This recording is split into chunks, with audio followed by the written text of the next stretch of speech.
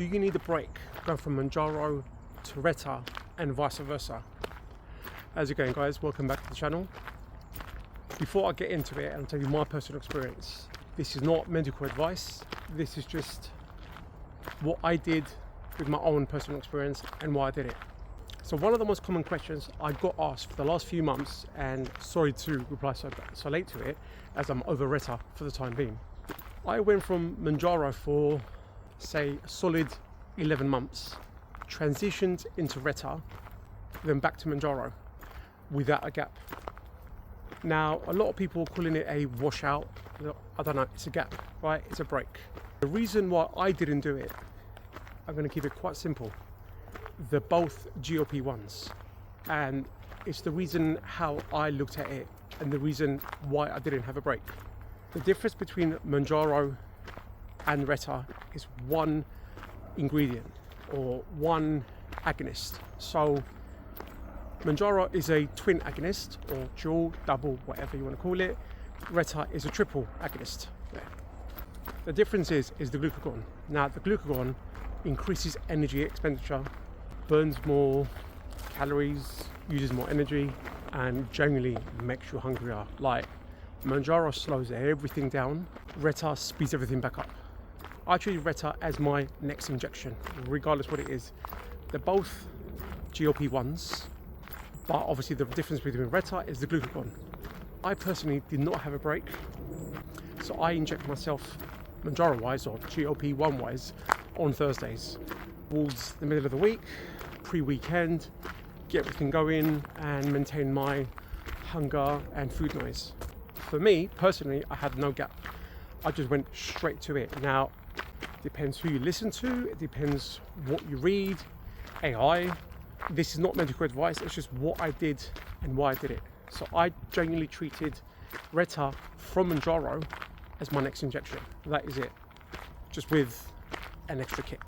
And the first 72 hours were amazing. And the reason why I did go to Reta from Mounjaro is because for a good while if you've been following the channel, you know that I've had a stall or plateau and nothing was happening. Food noise was okay, no weight loss for a while. So then I started on Reta to see, to jumpstart, and genuinely did jumpstart.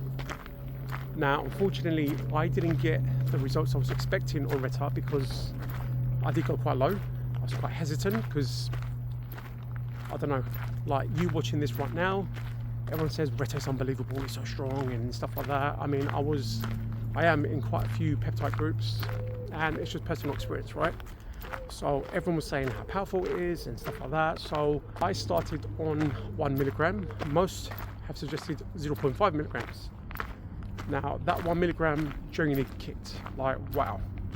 And throughout my whole 6-week journey using Reta, my energy was amazing, but not the results. But I noticed my body composition was far superior using Reta than Mounjaro. As I finished Reta, and I will go back into it afterwards, I'm currently back on Mounjaro, and again, no gap. It's not medical advice, it's just my personal experience. They're both agonists, right? So I've gone from Mounjaro to Reta to Reta to Mounjaro. In between, I have been using other peptides, which I've currently run out.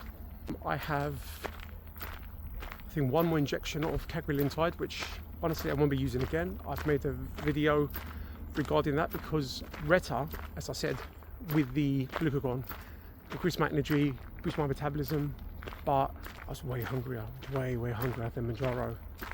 That's why I sort of started panicking. I'm like, all right, I'm hungrier, I'm eating more, healthy, but I'm eating more than I'm used to from Mounjaro. So I need to slow things back down. So I started using cagrilintide, which, like I said, I have one more injection left. And to be honest, with Reta, it did improve things slightly.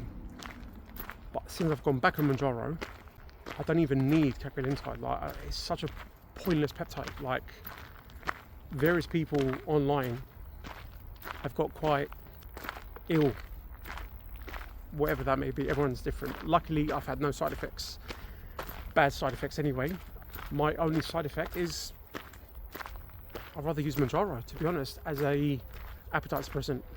Now, many of you guys have also mentioned you're stacking Reta and Mounjaro. I have been thinking about it. I do have Reta waiting for me when I come back from holiday. I mean, I've just ordered a pretty good stack, peptide stack. So when I come back from holiday and I just restart everything, I did, let's just say, a 12-week cycle of GHKCU, mots-c, tesamorelin, at great results. I got what I needed.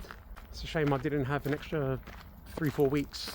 I finished that, and the difference between using and not using is night and day. My sleep has been crap since I've stopped using tesamorelin. GHKCU, you know what, actually the skin elasticity is actually maintained, so I was quite saggy, so there's that.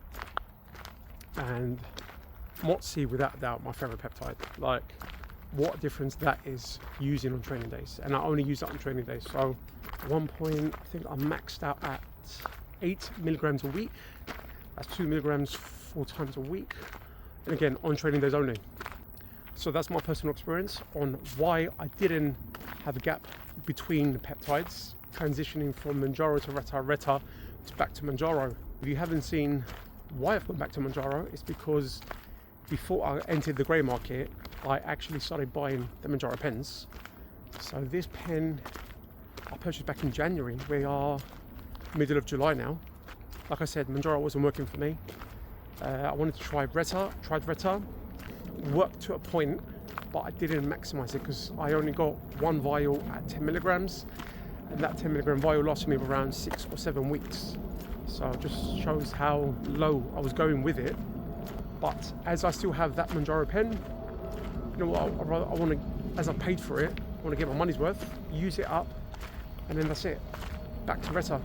Like I said, I've made a peptide order from my supplier, and should be coming today actually. I'm quite excited, but I won't be using it. So I'll fly away next week. I'm gonna have a 2-week break, give my body an utter rest, because it's been a long year. I've lost just over 6 stone, so that's just over 85 pounds, and I want to say like 37 kilos. I want to thank everyone who's taken part in my current poll going on my YouTube channel. I genuinely want to enjoy myself. I want to have a normal holiday. I will gain weight, that's fine, it's part of the holiday. I want to enjoy myself, I want to just chill, give my body a rest. So if I can, considering it is a family holiday, I'm running a poll regarding doing a vlog GLP-1 wise on holiday, and so far I've got a few votes, and so far it's a bit of a landslide at 100%. You guys want to see it if I can.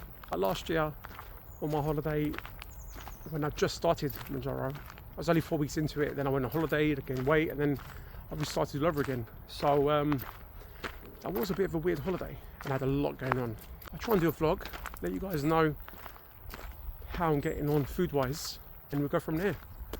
The next video should be my week 54 weigh-in, my last video before I go on holiday, and hopefully I've lost a bit of weight, hopefully. So my target was to reach 14 stone. Last time I weighed myself, I was 14 stone 11, so I'm 11 pounds away from my target. Haven't reached my target, but it's fine. So yeah, I'll catch you in my weigh-in video.